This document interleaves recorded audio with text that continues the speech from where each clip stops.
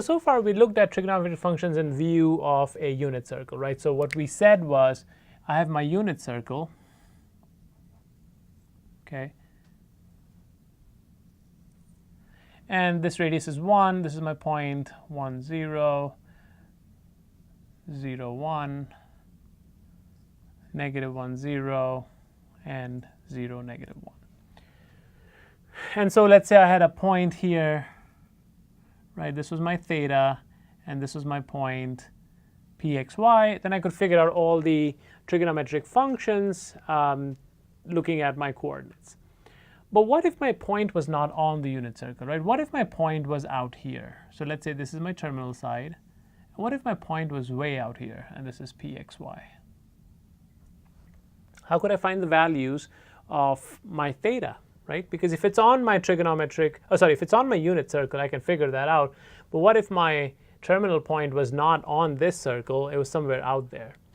Well, what we can do is we can think about it this way. We can think of, what if I had a circle that went through that point, right? I could have another circle whose center was at the origin, okay? And let's say this radius here is r, okay? So what I can do is I can set up a similar system like we did before, and we can define what a trig function should be in this case, okay? So first of all, what I'm going to do is I'm going to drop a perpendicular line here. And notice that these two triangles, I get two triangles, one here and this triangle over here. Note that those two triangles are similar triangles. And using similar triangles, we can define what the trig values for any point in my Cartesian plane can be. Okay, so let pxy be any point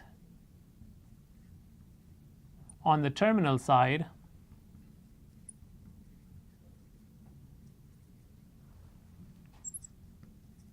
of angle theta.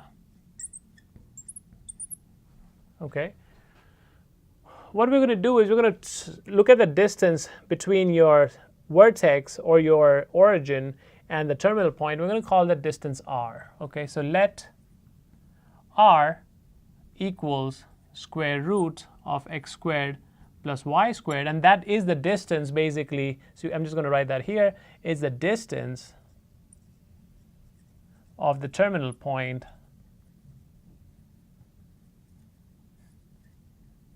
from the origin. Okay? So obviously, if you look at that, r is greater than 0, right? It has to be a positive number since I'm squaring everything inside. I'm taking a square root. So now we can define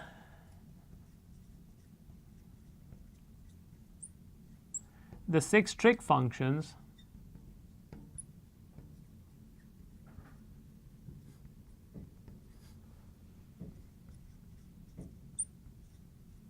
of theta as follows. Okay. So remember what we did here. If my point was here, I said, let's call this xy for a moment. And what did I say? I said sine theta was y, but essentially it was y over 1, and this was x over 1. Okay. So, but here my distance, because this radius was 1, right? But this radius is r. So I'm going to define sine theta as y over r. Okay. Cosine theta as x over r. All right. So it's the same thing as the unit circle, right? But I'm dividing by the radius of the circle. In my unit circle, the radius of the circle was 1, and so I just got sine theta equals y, cosine theta equals x, so on and so forth. Okay. Tan theta would be y over r divided by x over r, and that would come out to be the same thing as in case of the unit circle, which is y over x. Okay, or we could also think about that as sine theta or cosine theta. Okay, I'm going to just write that here. This is sine theta over cos theta. Okay, then we have our reciprocal functions. We have cosecant theta is going to be r over y. Secant theta is going to be r over x. And finally, cotangent of theta is going to be 1 over tangent theta, or x over y. or it could also be cos theta over sine theta. All right, so let's take an example. What we want to do here is we have an angle theta that has a terminal point, or whose terminal side contains a point 2, 3. And what we want to do is we want to figure out the values of the 6 trigonometric functions.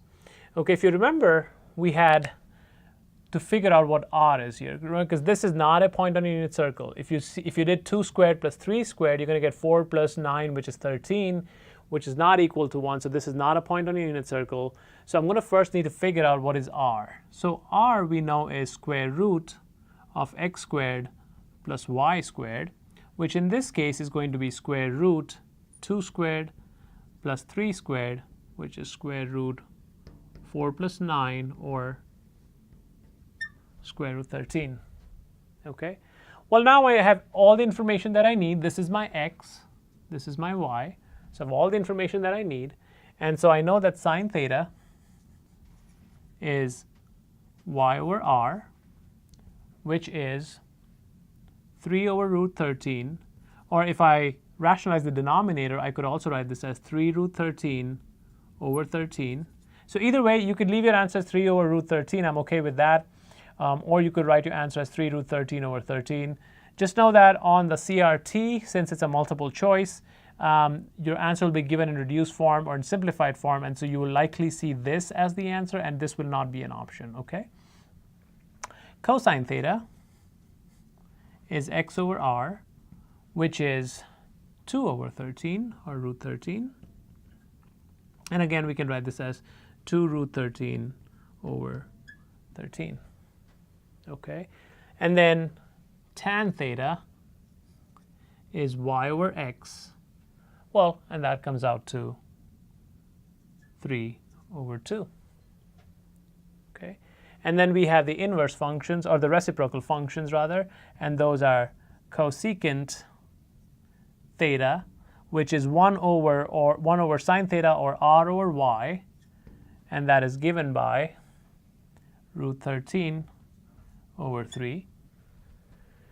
Secant theta is given by r over x, which is root 13 over 2. And finally, cotangent of theta is going to be 2 over 3, or that is x over y.